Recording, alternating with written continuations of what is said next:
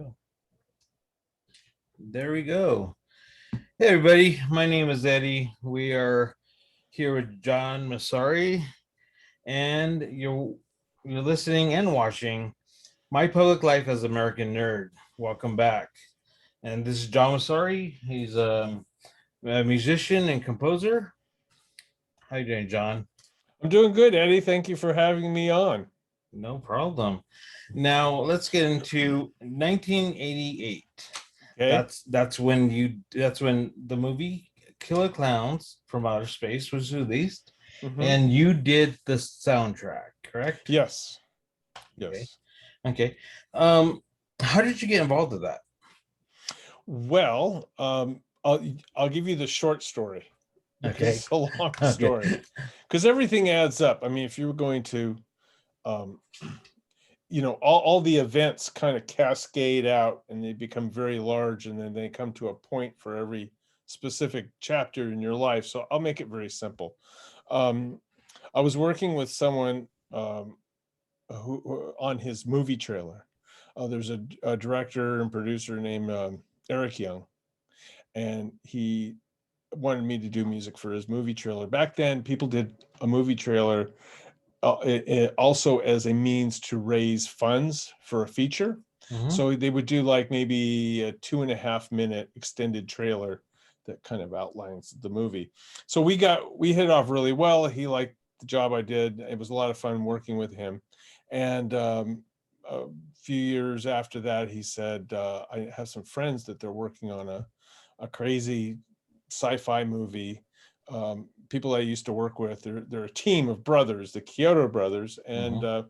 I don't know, it might be something you like, but maybe not. It's really bizarre. It may be too crazy for you. And when he told me the title, I said, "Oh my goodness, it's not crazy for me. That's that's what I've been waiting for."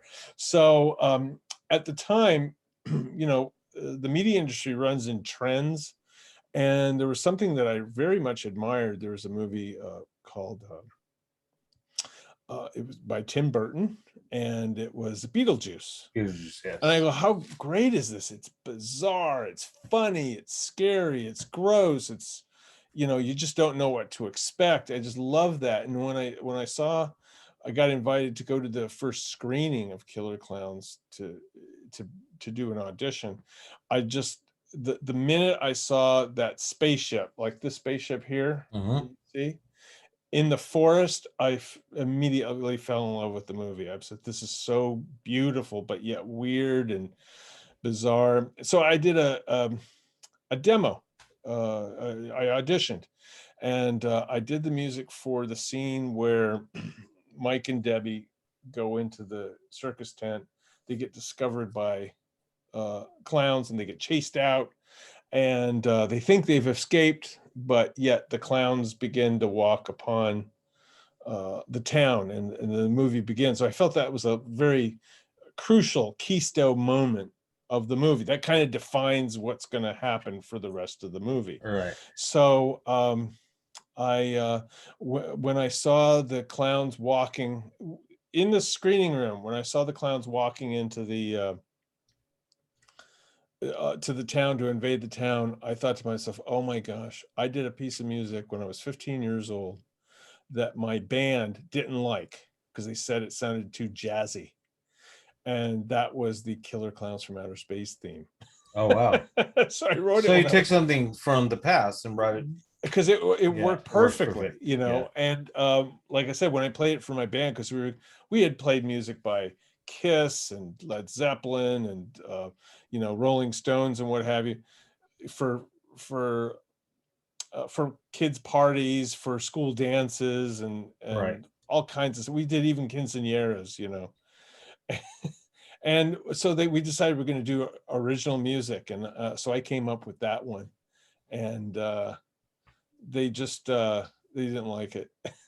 Oh, they didn't like it. Yeah, they said it sounded too jazzy. Ah, So we never played it ever. yeah. Just I kind of played it for them, and they said, "Nah, I don't like it. It's too weird."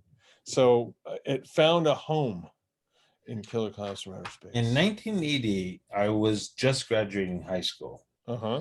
Um, and I seen Killer Clowns. I had a liking to more of the horror type movies. Right. I found some of them fascinating because I thought they were funny when they weren't supposed to be funny. Now, Evil Uh-huh. Dead was one of those movies. That was a Yeah. movie that I would watch and people would think it was a horrifying horror movie. Yes. I thought it was a comedy. And same with Killer Clowns. Right. Killer Clowns, and the following after that Killer Clowns had gotten, um, it became a cult classic. Uh-huh. Would you consider it a cult classic? Killer Clowns from Outer Space. Yes. You know what? You know why it's a classic Why is that? is because the fans have made it a classic. Yeah. The No, no, no. people have loved it. It's just like, when Sam Raimi did Evil Dead, I think he was Mhm. kind of doing a tribute in one way to films that he loved when he was growing up. Right. And it has his personality all over that movie, the Evil Yeah. Dead. And the same thing with the Kyoto Brothers. It was the movie they would have wanted to see when they were kids.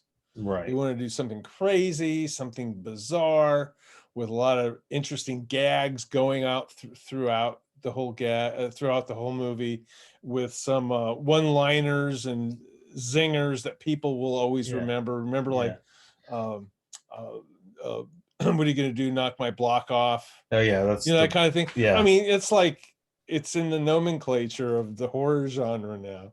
Yeah. And it's interesting because I was at a signing uh, uh, about a month ago, and there was a professor of not a professor of philosophy, a professor of psychology that loves the movie and wanted me to sign it. And we were talking about that very movie where Shorty comes up and he knocks the block off of Block. the guys, and she says you can pick that scene apart in so many complicated ways, because basically it's like, when you come up with a good idea, or you're proud of something, you can present it, and someone just wants to dismiss it, just blow you off, say, oh, that's nothing. He drives up in his little bike, and he or she, Shorty's very Yeah. uh, proud of their bike. And it's all a metaphor. You had enough, you've been pushed around enough, people have rejected you enough, you didn't ask for their opinion, you just wanted to present something to them, and yet they come in and try to make a complete fool out of you, and you just can't take it. You get put in a corner, you can just come out swinging, you Yeah. know. So and I've discovered a lot of fans that identify with Shorty in that way. you know Yeah. it's funny how a crazy scene from a really crazy wacky movie can have that kind of effect on Yeah. people. An emotional effect on somebody. Yeah. Now you do signings, and I've Yes. seen you. We talked about this before, John. I seen you the last month, just before COVID hit, of February 2020. I seen Hmm. you at a signing there. Now I I watch all these um, uh, pop-ups. They're horror pop-ups Right. or spooky pop-ups, Hmm. and you will be doing a signing at some of these Right. events. Now Hmm. you yourself have a large following, Hmm. and that's a good thing that they see you and they follow you and they Hmm. they want to take pictures with you, and what is that like? Well, it's kind of, one thing that Killer Clowns from Outer Space is, what I've inherited from Killer Clowns from Outer Space, I feel, is a extended family of nieces and nephews and grandkids. Oh yeah, you yeah, know, and so I treat it as such, that it's always like a family gathering. I feel very at home with them. They obviously they have an affection for the the movie and for the music, which to me is like, to say it's an honor is an understatement. I'm just like thrilled to pieces. So I will go out of my way to make myself available to them um, when they reach out to me. But what's important is at the signings that the any funds that are exchange, a great portion of it goes to a youth orchestra that I yeah, support. That's good. So that makes me, that's even makes it better. Yes. Yeah. Yeah. I have a 9-year-old now, and Hmm. I think it was sometime last year. I had him. My wife and we put on Killer Clowns for him. He was just bored with some of the movies, Hmm. and some of the old horror movies Hmm. that I found frightening to me when I was that age. Hmm. Now they watch them and it's nothing because Right. there's so much that you see now in horror movies that it just surpasses your thoughts when you Hmm. watch these other horror movies from the 70s and 90s. So nothing would shock him. But when he saw Killer Clowns, he loved that movie Hmm. and he likes watching it. And as you can see it, we have the pops because they collect the pops as well. And he Right. wants those. He knows the characters, he knows the movie, he knows the scenes, and it's Hmm. just amazing to me. You said yourself that it's a family type tradition. Right. And I pass that on to my son as well, and he Right. loves the movie. Yeah, Yeah, and some people, it's like a comfort food. If they had a bad week, they're gonna, exactly. they're Yeah, gonna make some, they're gonna make their favorite food, their comfort food, yeah, and they're gonna stick that on and crack open a beer or something like that. It's, which makes me feel really good that that's that's what it's for. right. It's to bring joy and relaxation to people. Now, before Killer Clowns, you say you were Hmm. in a band, but what got you into composing? What were you doing before Killer Clowns? Oh, ever since I was a kid, music has always given me a great experience, and create listening to music and creating music. Even now, I mean, I'm working on something right now. Before we had our meeting here, that it's just like every, it's just a joy Mhm. to work on music. And so before Killer Clown, well, the way I got into what's called media music is that I actually didn't even know that that was a job, making music for Movies. what would see on television. Is Right. like when I was a kid, there was um, a Super Marionation TV series called Supercar, where you have the marionette puppets, Yeah. that would play the characters. Oh man, I love that. Not only did I love it, I love the music, and I used to sing the song all the time.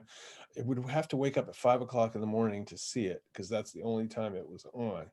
And it wasn't like we can stream things back then. If you No. weren't in front Yeah. of the TV, so I'd make You sure I was missed it. there Yeah. early enough so I can hear and see the supercar theme and sing along with it.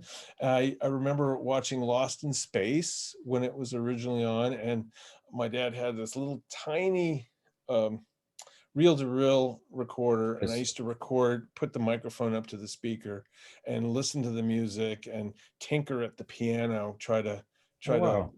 and that was, of course, Copy it. the composer for that was John Williams, right? And John Williams at the time was in his late 30s when he did Lost in Space. So I just had this, and when I found out that that's actually something you can do, I looked into it, and bit by bit, when I went to UCLA, studied music, um, but that was a portion of my education.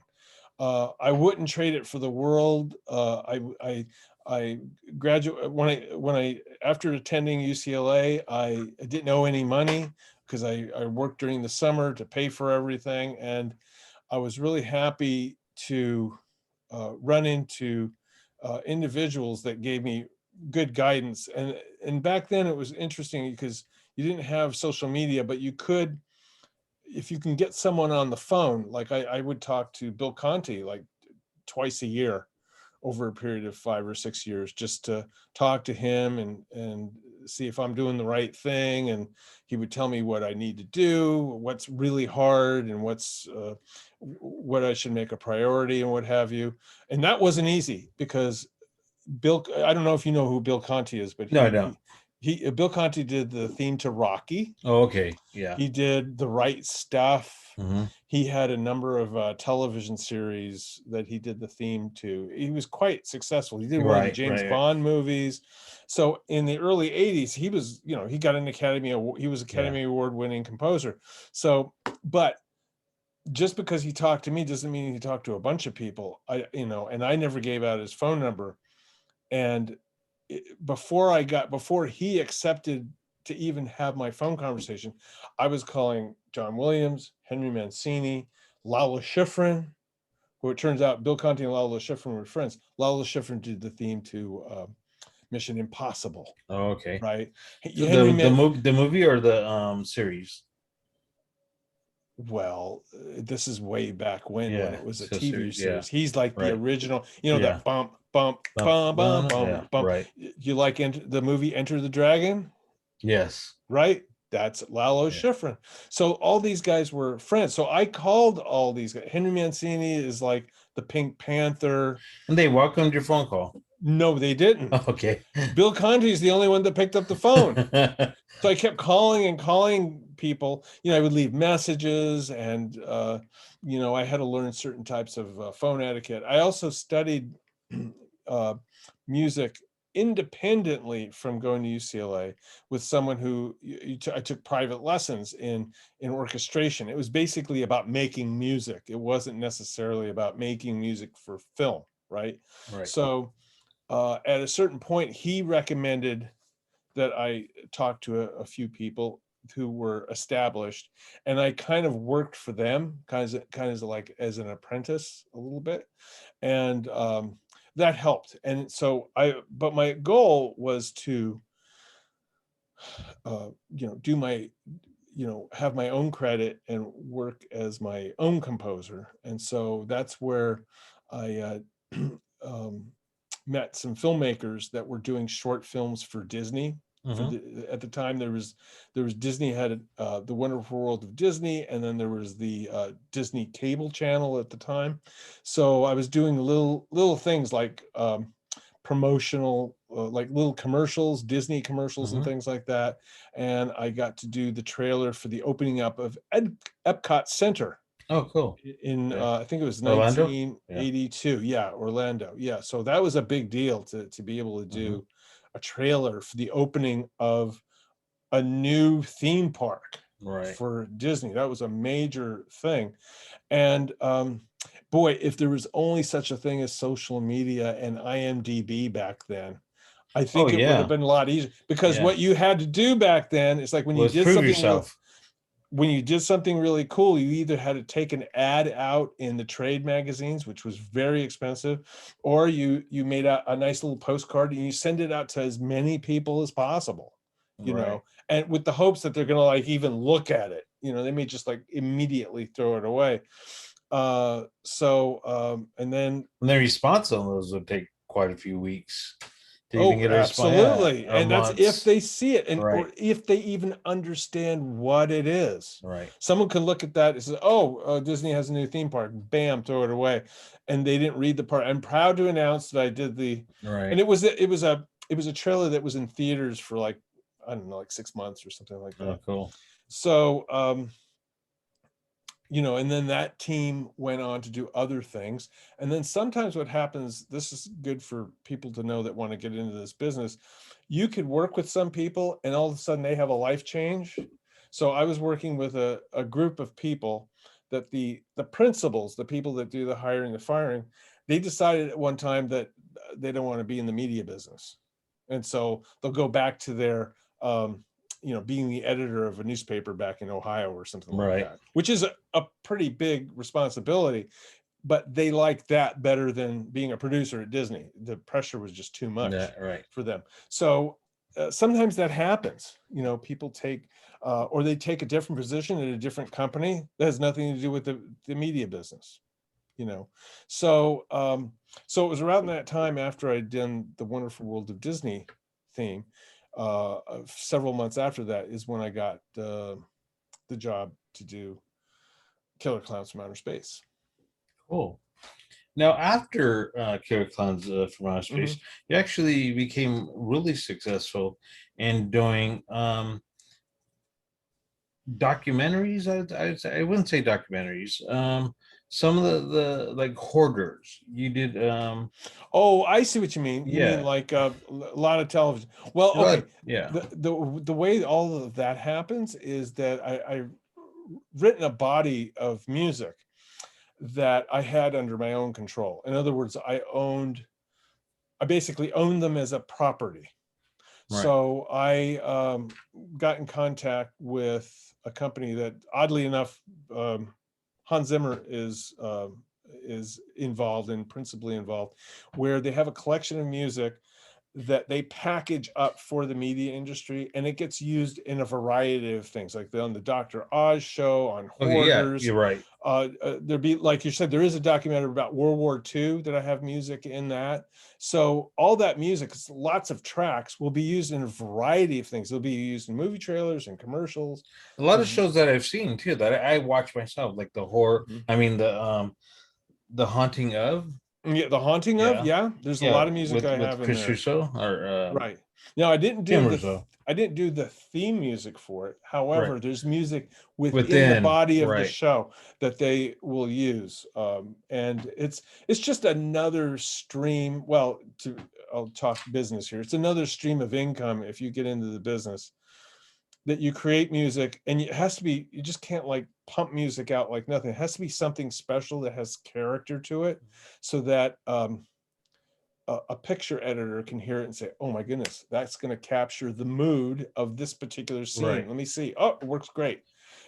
So that takes a while to do, because Mhm. you have to basically not have just one piece of music. You have to have Right. like a body of music. For Right. instance, They get a whatever. catalog and they pick from the catalog of Exactly. music. Okay. And let's say over a period of years, you do like 100 pieces of music, and they say, we want these 28 pieces of music, and they're the best of what you got in their opinion. Right. So that's how that comes to be. It's And it's different from like going back to Killer Clowns when you mhm, did that movie. You actually had to watch the movie and plug in right, pieces of music that would fit with that specific right. Well, you create it from part of the scratch. movie. Right. You Right. create it from scratch. Right. It's like, if we want to go back to Killer Clowns from Outer Space, I wanted the music to be special. In other words, I Right. didn't want the music to be goofy. The music in Killer Clowns from Outer Space is kind of like, if you think of a comedy team, there's someone that's the straight man and Hmm. someone that's the goofball. Right. They balance each other out. So if the music was goofy and silly, the it kind The of takes film would. away the Right. goofiness and silliness of the movie itself. However, if it sounds super legitimate, I just rescored the whole movie a couple of years ago with an orchestra, and we performed it live in a concert. And even the filmmakers were saying it was really interesting to hear a symphony orchestra play the score to our crazy movie, Right. and it works perfectly. Yeah. It makes it to hear like uh, legitimate orchestral narrative drama music used against the goofy, bizarre movie. It makes it even better. It just elevates the contrast, Right. if that makes sense. Yeah, that makes a lot of sense. And going going back to some of these events that you've gone to for signing, you're going to be at Midsummer Scream. Actually, they're going to have one that they just announced in August, at the end of August, right? Right, that's in Pasadena. Mhm. Yes. Okay, and then you're going to do Scare Fair with us. I'm going to be doing skit, which I'm really looking forward to. My Yeah. wife and some of our friends are already figuring out how to do the interior decorating In your for booth, whatever the booth right? is. We Right. were concerned whether, I understand we're going to be indoors. Yes. Yes. Yeah. Yes, Okay. we're going to be in a building. Yeah. Because we were going to bring like outdoor air conditioners. Okay. No, we'll be air conditioned. And it's Yeah. going to be during the fall. It's actually going to be on October 30th. That's So cool. So up it's going to here, be cooling down by that right. time. Up here it Yeah. gets a little windy, kind of that fall wind Oh feeling. yeah. And so we're going to be indoors. And there's going to be probably about 65 vendors. And Wow. I You got want some to really say, good performers too. right, right. We have two bands. One is Roadwork, who plays in Havasu every weekend and Mhm. plays here in Southern California as well. That's But we're great. gonna have them open, and we're gonna have another band which is American Zombie, and Hmm. it's a Rob Zombie tribute band, which they do an awesome spook show. That's So we're gonna great. have them as well, and a it's psychotic, which is a carnival of thrills. It's our haunted maze Hmm. inside of the circus tent. Hmm. So that's what we're having. With over, I think we have now like 15 celebrity guests. So Wow. that also includes comic book uh, artists as well, and two comic book novelists and publishers. So it's going to be a fun That's gonna be event. fascinating. It's turned into a little bit of a Comic Con slash Hmm. Halloween Expo. Oh, that's great that you have the comic book people, and I understand that you have some YouTube influencers there too. Oh yeah, yeah. We have the Grim Life Grim Collection Life or Collective. Collective, Yeah. yes, and they're going to come out and they're going to be there. They're going to walk around doing interviews. I'm Hmm. glad that they're going to be there the entire day with us. Oh, they're very happy. Yeah, I'm very good friends with them, yeah. and they're very thrilled that we're all gonna be out there, uh, because I have actually have an affection for that part of the state, because just about 80 miles north of there, I used to have mining claims. Oh, Yeah, up by Randsburg, and I some of the best experiences of my life and some of the worst experiences of my life, but mostly the best experiences of my life have been up there. And I just love that country. And I'm very familiar with those yeah. desert winds that kick up to 40 miles an hour. With the Grim Life Collective, Hmm. they've gone to spots. They do what I wish I could be doing, and where I want to take this podcast is they go to places that are haunted and they do their interviews there, but they also do their podcasts. Or not, I'm not sure if it's a podcast or it's just a video recording, but they do that while they're live, Hmm. and that's what's cool. That's something that I enjoy watching. So I started watching a lot of their YouTube channel, a lot of their Right. videos on the YouTube channel. It's like So a horror, yeah. a horror themed travel channel. Oh yeah, it's awesome. So if anybody has not doesn't know anything about the Grim Life Like, Collective, check them out on YouTube, yeah, their Instagram or their Facebook, yeah. and they're also going to be here. And we're trying to get a. I've been in contact with the someone to do a live podcast Hmm. there on the stage, and Hmm. I'm not sure if we could get this together or not. But there are a couple of girls have been in um, the Halloween industry or the Uh-huh. horror industry, and that Right. would be a great compliment to what's going on at Scarecrow as well. That would be Oh awesome. yeah, yeah. And then of course we have you. We're gonna have uh Joe. Manku Gil. Yeah, mine Kugil. This is Yeah. Missy Hagan. Yeah. Actually, she's gonna be doing my podcast pretty soon as well. That's great. Yeah, Tell her I said hi. yeah, I will. So we have her as well. We have Joe Bob Briggs. We have No kidding. Joe Bob yeah. Bridge is going to be there. Yes, you know that. I read his book, Yeah, he's gonna be there. He's Iron gonna. Joe. If anyone hasn't read his book, it's really good. Iron Joe Bob Briggs. I have That's the him. hardcover copy. I have to bring it so he can sign it. He is from Shutter on the Shutter Uh-huh. channel, and he does the Last Drive-In, Hmm. and he's gonna be there. And then we got Walter Phelan from House of a Thousand Corpses. He's That's Doctor awesome. Satan, That's and awesome. it's funny because that role, Doctor Satan, is like anybody who watches any uh, of Rob Zombie's movies knows Doctor Satan, Hmm. and it's a role that's iconic to the other horror icons like Michael Myers Hmm. and Jason, Hmm. and then you got Doctor Satan as well. So yeah, we have a few celebrities and copywriters. It's going to be a lot of fun, a lot of fun. Now, what got you? Were you always into horror? Well, listen, when I was a kid, I loved watching vampire movies, but then I found out later the reason why I liked vampire movies is because there was lots of hot girls with low cut blouses on. So I don't know if that qualifies me. Um, I mean, well, okay, let me put it this way. Were they early vampire movies or the 80s type vampire Anything that movies? was on television. Okay. So they were probably from the late 50s up into the 60s, right? All They right. were black and white. But I was a full-on adult when I saw The Shining. I could not sleep that night because I thought to myself, oh my gosh, that character reminds me of people I've actually met in my life. I barely escaped by the skin of my teeth. You know what I'm saying? Yeah. That's what was scary. That's where the real horror is. His acting was very good. Oh And, man. and you watch him go from normal to just psychotic and like, yes. yeah. And sometimes I creep out my wife. She says, okay, where are we going for dinner? I'll go, Johnny likes to go get a hamburger. She goes, don't do that. And because, actually, that's more creepier. Now, my wife had never seen The Shining. I said, we've got to see The Shining. This is like, if you're going to see any horror movie, you got to see that this is like well-constructed grand drama, even though I understand that that Stanley Kubrick wasn't completely faithful to the book itself, which I have to read one day. And she sat down and watched it, and I was afraid that she wouldn't be able to sleep that night, but she just said, this is really good.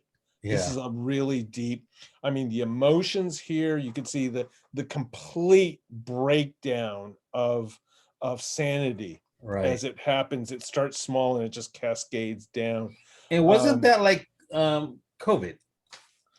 It was some of where they were our stuck, experiences. Yeah, stuck in they the were house, stuck inside the and house. we're all just living in our bedrooms, trying to keep from each other, from killing each other. Right. And yeah, that's what you have a point there. But I got to tell you, since I do all my work at home, I actually got more work done because I didn't have to drive anywhere. Yeah. Yeah. Because if I have to drive somewhere, it just kills the day for me. You know, I have 4 kids that live at home. We were a blended family. And then I have my daughter who lives down in Corona. But my daughter wanted to see it because her grandfather was a big fan of The Shining. And my 8-year-old, at the time he was 8 years old, he's 9 now, but they wanted to see it, The Shining. And they're like, The Shining, they kept mentioning The Shining, we want to see it. And it's a 1970s movie. And again, I was like, I don't think you guys would be too scared. It's not like a scary movie, it's more like a psychology. Yeah. Well, I don't think you guys will find it too scary. But some of the as I'm watching it again in my adulthood, some of the parts were kind of scary, even for them. But I think that they actually got it. They understood the movie. They understood the everything, the breakdown of his mental ability to, and they also when they see certain pictures of the twin girls, and they know that came from The Shining, when they see that there's people that dress up as the twin girls, or people will wear pajamas that have that design of the carpet, you know, the intertwining pentagons or whatever it is, whatever that is. And I have a Rob Zombie t-shirt, and it's with Marilyn Manson, and they're dressed like that as well. And my son's like, that's from The Shining. And even when we go to a couple of these pop-up events, they see the images from The Shining. They're with Jack Nicholson, and he has the axe out the bathroom door. Here's Johnny, right? They recognize those iconic pieces from the movie The Shining.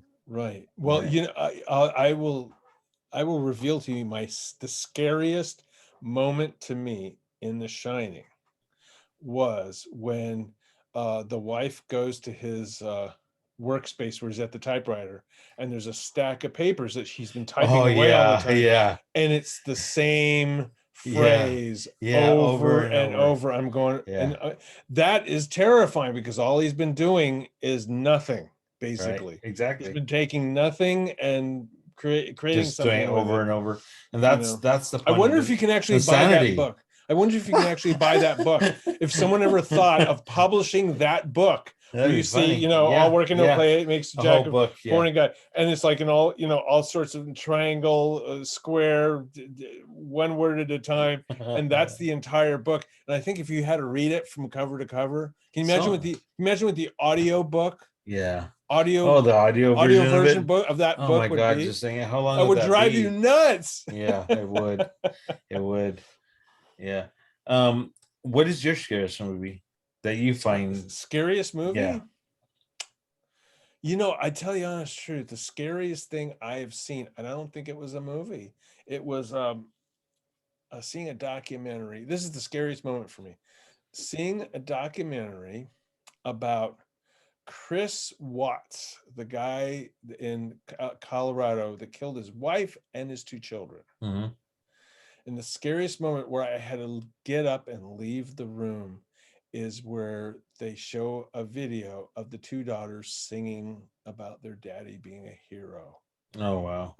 And it's like, I you know how you I've get never seen that the documentary. hairs stand on your head? Right. Yeah. I mean, the On hairs your stand arm. on your head all over Yeah. your body, Yeah. on my arms and Yeah. everything. I had to leave the room. It was just too much. It was Yeah. horrifying with me. I can't imagine what madness will, because listen, I've been through a divorce. It's Mhm. not easy. And I get along with my ex-wife very, very well. We've parented our children from when they were like in like 8 and 11 to up to adults, and we still we have family dinners, and my ex-wife comes with her husband, and they're with my wife. We're still a family. um I can't imagine the guy wants a new life, and to erase out his children. Yeah. That's horror Yeah. at its highest, in my opinion. I just. However, but if I get to go through a movie that was scary, that really kept me so captivated, it was Jordan Peele's first movie that he came out with. Was it? Yeah. It It was. wasn't. It wasn't us. It It was. wasn't Us. It was the one before that, where the people were put Right. in a different portion of their brain, and they couldn't come out. Right. They were. God, it's gonna stick in my head. I'm Yeah, trying to think of that movie. yeah. Um. Well, Yeah. I got what do you call it up here? IMDb. So I'll look at it for you. Well, Are you going to edit this? no. Go ahead. Oh, Uh, okay. one of my scariest movies. Get out. Get Out. That's it. Get Right when out. you said that, I looked up. Yeah, that's it. Get Out. Yeah, Get Out. Was The Exorcist. To this day, I still, and I can watch it, but Yeah. it's just a thought that they do hold exorcists. Exorcists are real, Yeah. and people get demonic possessions, Hmm. and so that portion of the movie, that whole reality of the movie scares me and frightens me. Hmm. Well, I saw my first year of college. They had it at the Dollar Theater. I mean, well, they had it in the student union hall that fit Mhm. like nearly 1,000 people, and they showed The Exorcist. And I'm sorry, I couldn't sleep that night. It was so disturbing to me. And we saw it on a projector. You know what I'm Yeah, saying? Where they have in like a in room the middle with of the us. room, Yeah, there's a projector going tick, yeah, tick, tick, tick, tick, tick, tick, and we were watching on the screen. There's like, part of the projector is a big microphone, a big speaker, and yeah. they rolled it up to the front, and I think like that I think a projector is scary in itself. it's just terrifying. It was just absolutely terrifying. Yeah. So yeah, The Exorcist is great. People talk about The Exorcist music, and I'm not sure if everyone knows, but that music was written years before, and it had Oh, had really? no connection to To the demonic movie? possession. Oh, Yeah. huh. No, it was just like a beautiful piece of music. And when you think of it, that's where the contrast. Remember I was talking about the Right. contrast in Killer Clowns? So you imagine this kind of like mysterious but yet beautiful, alluring piece of music.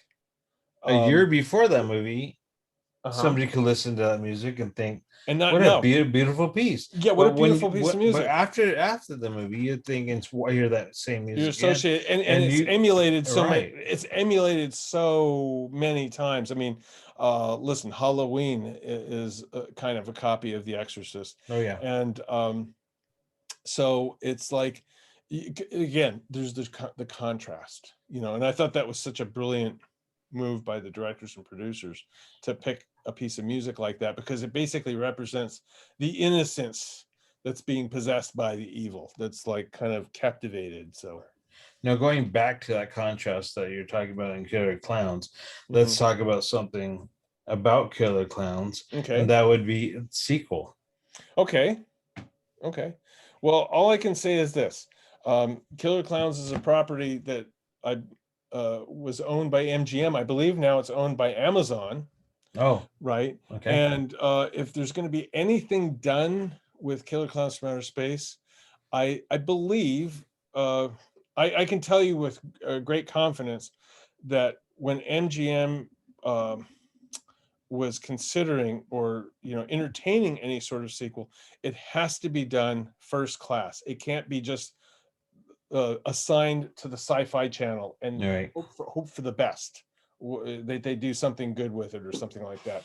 It has to, like when I did my concert, I said it's going to be done by this. The musicians are going to be put together by this music contractor that only contracts for large events like at the Hollywood Bowl or for any of the big um, movie blockbuster scoring sessions. And they had to know who was going to play and how it was going. It had to be quality. So and since Amazon's involved, I'm sure we're going to see something at some All right. point. I just And don't have anything. possibly I on don't Prime. have anything to report to you, but I do know the secret, in my opinion. The secret because I felt we captured lightning in the bottle when we did Killer Clowns from Outer Space. Mhm. No one said, "Hey, let's make a movie and let's do it this way." It was given to the Kyoto brothers, who have a vivid imagination that they let run wild, and they created that movie. So I think if you try to corral the creative forces of the Kyoto brothers and try to shoehorn in some other concept that has nothing to do with their creation, I think that's where it will fall apart. Yeah, or try to recreate the original. Yeah, I think yeah, they can't do that. yeah, I heard that this is actually going to be the sequel too, and this yeah, has been bouncing around for, like I said, about yeah. 7 months. So I look Well, forward to seeing something. well, listen. I mean, there's been several incarnations of uh, Nightmare on Elm Street, right? It's Mhm. basically a formula franchise that could be um, can be expanded upon that. I mean, I would have loved to do at least the first one or two sequels or continuations of the story, and then walk away with it. I Right, would have been perfectly happy. right. And when it comes back again, I really truly hope I will make every effort I can to be To involved be with it, part of it, yes. because one of the pieces of magic that makes it work is the way I design the music. I don't Right. mean to tout my own horn, No, it's but there true. was there was a certain spirit that I was using to create that music that I think we could benefit by doing that again. And quite frankly, I'm surprised that there hasn't been a legitimate licensed comic book series, Oh wow, I didn't even think about that. more toys and games than you can imagine. I'm just really surprised none of that's happened, and Well, I you see a think the lot of time that is from coming. independent artists Yes, but that create that. they Yeah, have to get it they have to get license. approval. They have Right, to get approval from the copyright holder, the or as they call it, the IP holder, the intellectual property holder. But I think with Amazon, where they're a bit more daring, I think something good is going to happen. well, let's hope so. Let's hope that you collaborate with them as well. Yes, Yeah. and I'm working with some people that we're going to be doing some live events that Mhm. are Killer Clowns from Outer Space themed. You know who you are, but I'm not going to reveal. Nope, But I it's a can say secret. this much, that there It's will gonna be fun. be something wonderful that you can invite the whole family to. It might even be an all day event. It might be a whole weekend event. I can't say right now, but But it will be released soon. yes. Okay, Well, John. not like next week, No, no, no. Months. Yeah, Okay, John, is great talking to you. We're it's running good out of talking to you, time. Eddie. I had a fun time uh, speaking to you, interviewing you. This has been great. I hope to do this again. And everybody go out and see John Masarri at Scare Fair, October 30th. He's going to be there the entire day. It's going to be a fun event. There's going to be other actors. There's going to be all kinds of vendors, some special treats there, and there's different events that you can go through. So that's going to be quite a day. I will say this. I will say this. Come to Scare Fair. You will love yourself for it. Yes. Thank you, John. Take care. Appreciate it. Thank you, everybody. Goodbye.